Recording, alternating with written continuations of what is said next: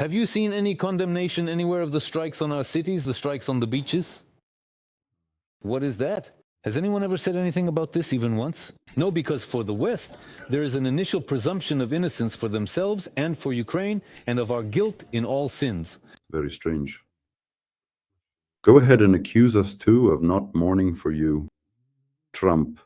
Protect the messed up Russia, which has messed up in the literal sense of the word, from the United States, from Europe, and Ukraine is Europe. They're hitting our cities. Who would have thought? What is happening here? Why are you shooting at us? Regarding the cities, there is, of course, a lot of evidence now, and on my Telegram channel I have the full list, the entire nomenclature of strikes on Russian oil refineries and so on. I've always told you that I really enjoy listening to Russians' comments.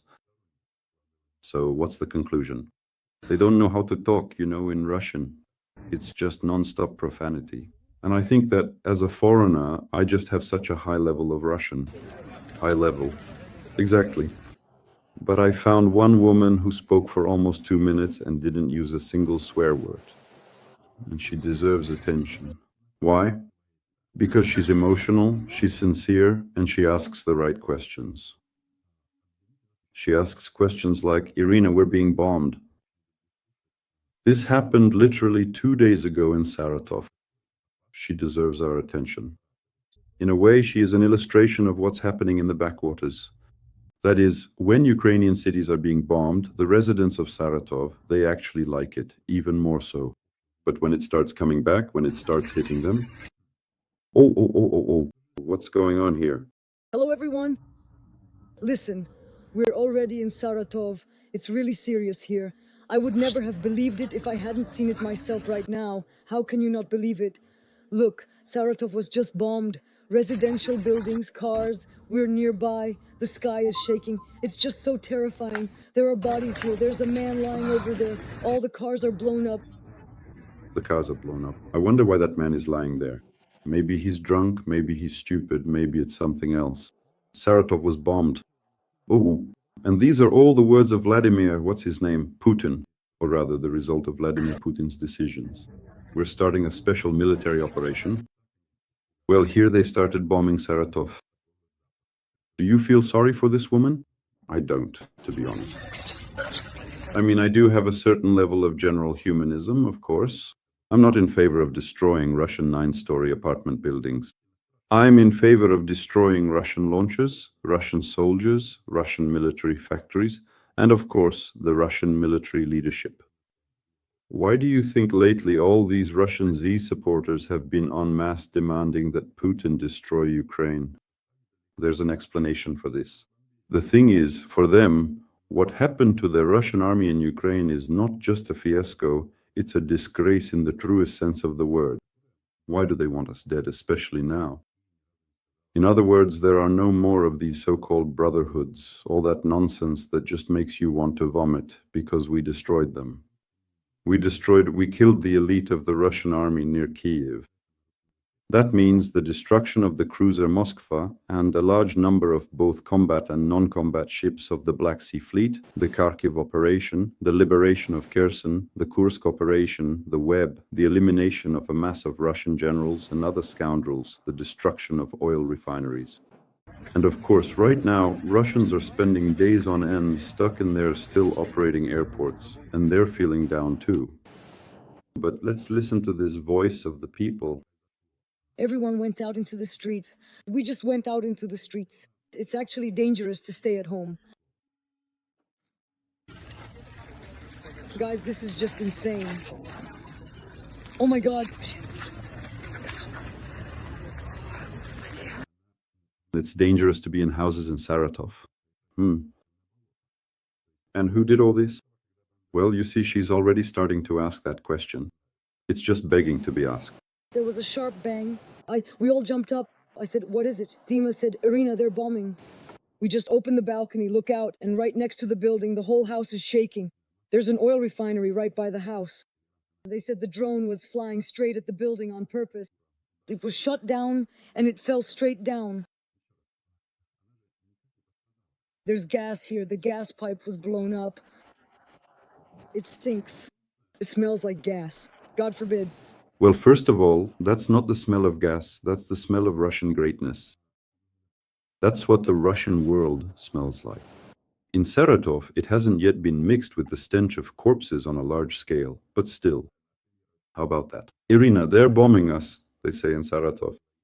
And many thought it was so far away, even though they weren't really being bombed.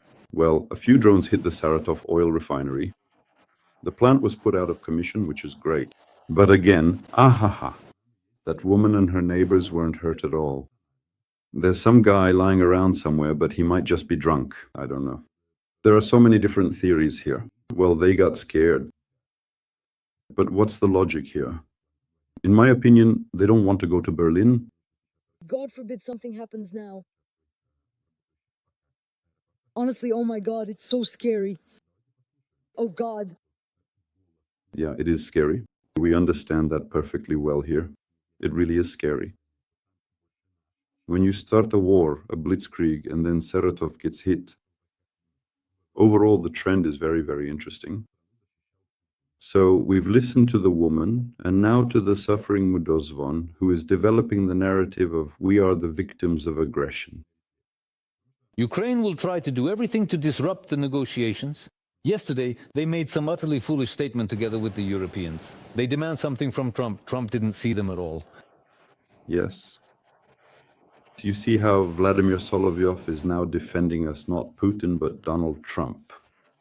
For them, the American president has been their last hope lately. But the thing is, Trump is not theirs. Trump is American. If we speak in such geopolitical categories, then Trump is more ours than vice versa.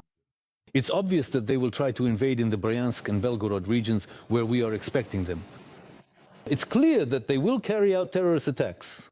Poor, vulnerable Russia, just some kind of defenseless and seemingly helpless Russia, attacked by Ukraine and various other European countries.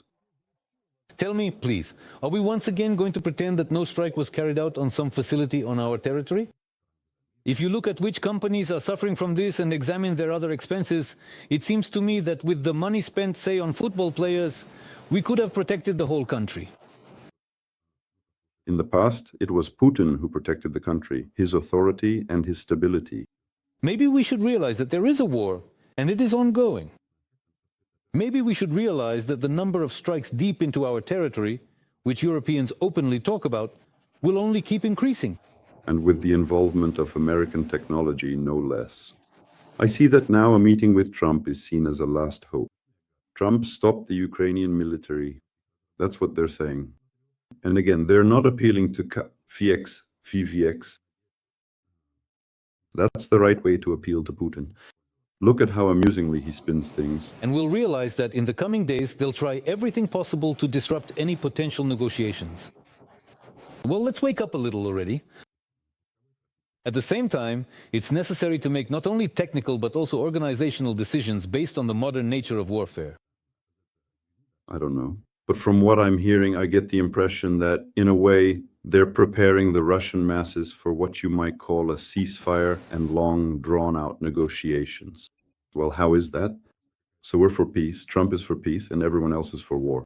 Just give us something and we'll show them right now, so it's clear what exactly we're showing them. We have something to show them, something like this. All the way down, deep into the most secure and deepest bunker. They pretend there's no war, like what happens in society when you go out somewhere on a Friday night in a big city and you think, what's actually going on? Remember when there was that whole saga about bombing Donbas for 8 years? There were repeated statements from their side. Why are you accusing us of being aggressors and all that? That we attacked you, that we occupied Donbas and Crimea. If that's the case, and we keep saying we're not there, then declare war on us. So, I want to say to that jerk, well then, declare war on Europe, start mobilization. But they're not in much of a hurry, and they know exactly why they're not rushing. But really, is there actually a war going on somewhere? Yes, there is. And it's a terrible war. And that's something we need to understand very clearly. And They're so ridiculous, not even funny, just nasty. So some Russians have been put in prison just for saying the phrase no to war. And soon enough, we might even hear that same phrase, no to war, from that jerk himself. It's terrible, it's this, it's that. So, how's that special operation going? That phrase isn't even being used anymore. Unfortunately, it won't end with a meeting in Alaska for everyone. That's something we need to understand as well. Because first and foremost, it's in the Europeans' interest for the war to continue. So even if Trump says something, your problems will still remain European problems. So once again, we'll have to explain to Europe who they are, what they are. That's just our unfortunate fate. It truly seems to be. That's your fate when you're hanging. But for now, as they say, you're still standing, so no credit. A lot of people over there, beyond the curb on Staraya Square, where the presidential administration is, are actually voicing the idea. Putin, stop, because you're just going to completely smash us to pieces. After all, Russia has lost this war. It's already lost. I'm not saying that Ukraine has won it, but we will definitely remain on the political map of the world. Everyone knows this, especially the Russians. And then there are all sorts of statements, like from J.D. Vance, who says, well, no one will be satisfied, the war will end, and Russia will be unhappy, and so will Ukraine. It's clear why we won't be satisfied. All of this has been too painful and bloody, plus there are the occupied territories.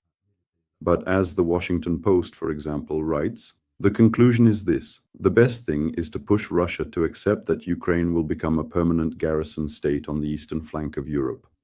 Ukraine must be armed to the teeth with Western weapons and be capable of holding back the full force of any future Russian aggression. Realistically speaking, the question is not whether Russia will threaten a new attack, but when it will happen. And yes, the fact remains, the militarization of our country will continue by leaps and bounds. With Trump or without him? Most likely not with Trump, but it's more accurate to say with the United States, including during Donald Trump's presidency. At the same time, we also need to understand that what is happening in the South Caucasus is a very big problem. This is my favorite part. Well, Houston, we have a problem. So what's going on in the South Caucasus? You're simply not there? No Russia, no problem. By the way, who kicked Russia out? Well, first of all, Armenia and Azerbaijan. May these countries and peoples have the wisdom to find some mutual understanding after so many years of war. And of course, the United States. So, what's going on there? What problems do you have there? Hey, wise guy? And soon the Caspian could find itself in a situation where even NATO bases might appear there. And that's so dangerous. Just as dangerous as, leaving VVH in power. It's all his policy after all. And really, like it or not, NATO is expanding. After seeing what Russian scum are doing in Ukraine, of course, all the countries are trying to find allies. And Ukraine is no exception. And Russia is shrinking.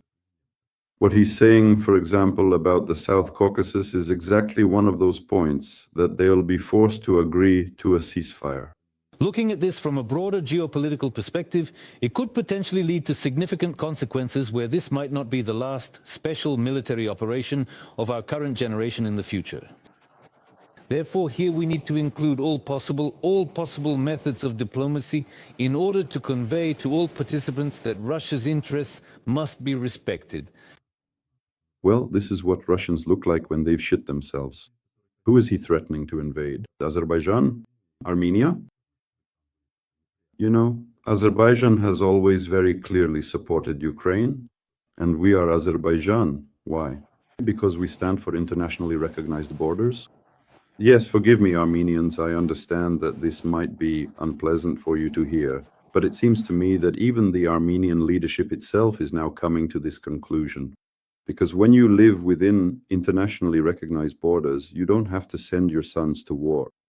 This applies to Armenians, Azerbaijanis, Ukrainians, and by the way, Russians as well. It's actually all very, very simple here. But after the Russian scum carried out several strikes on infrastructure used by Azerbaijani companies, people from Azerbaijan called and said, well, we didn't supply weapons to Ukraine, mostly humanitarian aid, which is also very valuable, especially when we had blackouts there, generators. Listen, people in Ukraine haven't forgotten. I just want to say this to Azerbaijanis. But now the question is as follows. On this Azerbaijani infrastructure, well, including storage facilities and the gas transmission system used to transport Azerbaijani gas to Ukraine, including to underground storage, there are Azerbaijani citizens present and Russia is firing at them. What will be the result? Attention! Azerbaijan and as a result Turkey will change their approach to the Reich. That's why they're so sluggish. That's why they're for peace. And it's time to show Irina with the phrase, "We're being bombed" on Central Russian television. As soon as this city, well, I mean Moscow, is liberated, we will definitely show her. My friends, I want to thank everyone for helping us finish the fundraising. Actually, 445,000 is 10,000 bucks. That's a huge amount, and I am very, very grateful to everyone who put money directly in the jar and to those who donated through my PayPal as well. Ukraine was, is, and will be. Death to the Russian occupiers. Subscriptions. See you soon.